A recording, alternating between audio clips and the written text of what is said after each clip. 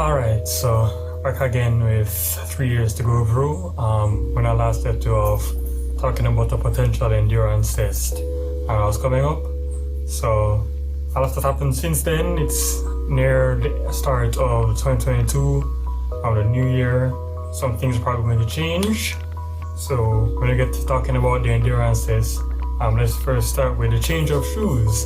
Because as it turns out, old pair of shoes I got for August at the end of September, at the end of August, starting September, started to break down. The sole started to lift off the bottom of the main part of the shoe. Normally we get that fixed, but I guess in this case, since it was so long since it was bought, around 4 or 5 months, and I figured it would probably just be best to get a new pair. So as a new pair, Asics Cumulus 23s feel pretty fine. I don't feel that much different, so hopefully they won't be too big of a change or a chance of injury with that. And I've used them for the endurance test because they broke down about 4 or 5 days before, and I'd ordered it online. It took about a few days for it to reach, and got that in time for the endurance test. So for that, in endurance test, it's basically a 5.5 kilometer run around some parts of Dewey campus. It's not all that difficult. It's hilly, but it's not like say you're running in the mountains here.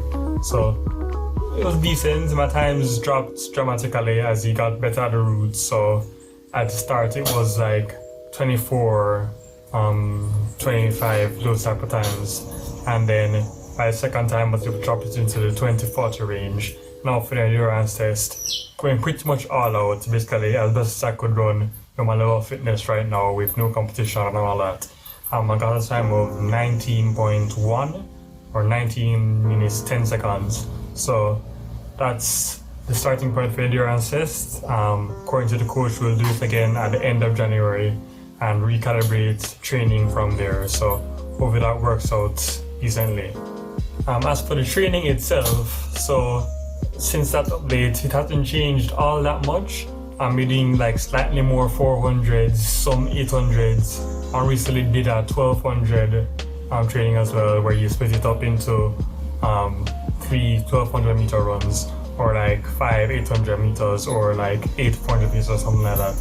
So because I've been starting up, it's not as much as yet. It's not all that often. Most often you're doing 400s. The hope is that by January I start getting more into the 1500 3000 meter range. I'm assuming, because that's to come. So as for my training at home, so there's been one big change. So the core program that I showed you, at that point it had been around 4 months that I've been doing that. I was beginning to get burnt out. So I wanted initially to add some more to the pool of things I draw from, and then maybe you can mix it up a bit more from there.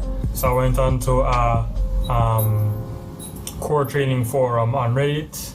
I asked them, hey, this is what I have in my pool of exercises, how can I improve on it? But when I actually looked at the responses, most of them are saying you have way too large a pool. What you actually need to do, you just pick 1 or 2 of them and stick to them. Just keep improving on them. Don't try to change it a lot. Just stick to those specifically. Keep those and keep increasing those.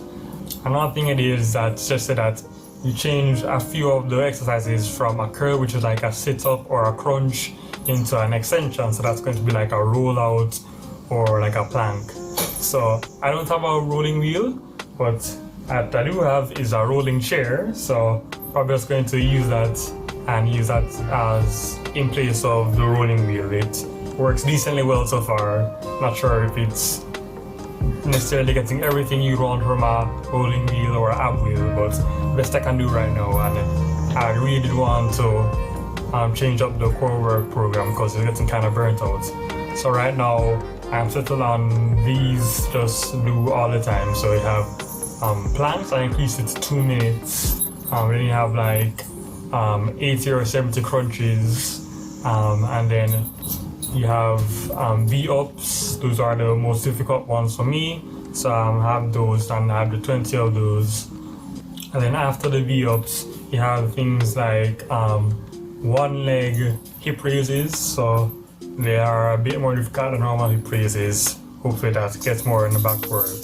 And for the obliques, I have side planks, but instead of just holding it for a plank, you actually raise it up from the side. So that's basically the program, and you just increase those exercises out and do them consistently. And then if you feel that you're too low in one set, just keep the amount of reps over time. So hopefully that will give a better result in terms of not burning out with the current set and actually start building strength as well. So that's one hope. Yeah, also in the time since the last update, we've had basically a Christmas break.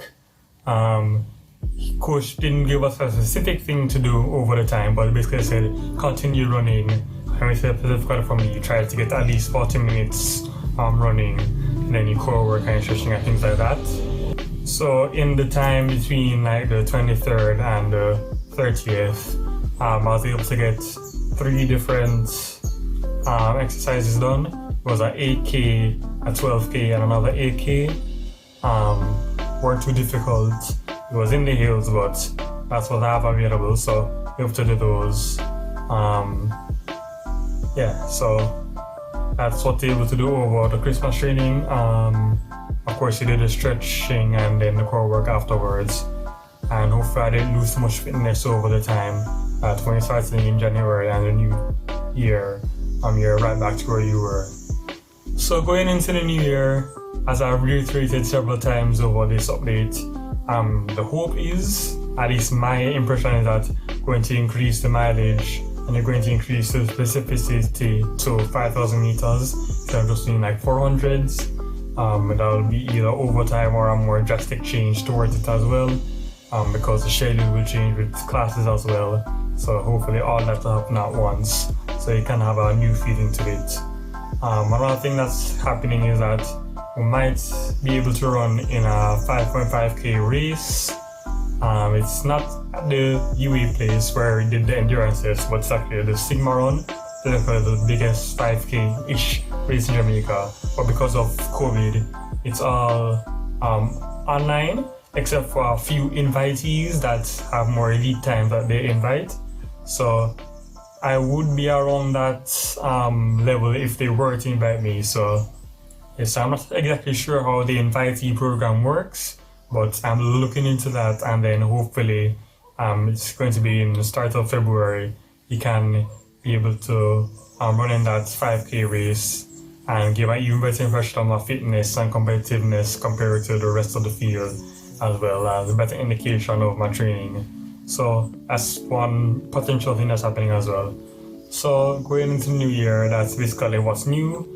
We have new shoes, we have a new core regime, we have hopefully new training that's less 400 meter focused and more long distance focused, and then there's potentially a 5.5k run. So that's what's in the thing for now. School is alright, so you continue working, and hopefully by the end of this year it'll be under 15 minutes or towards a 14:30.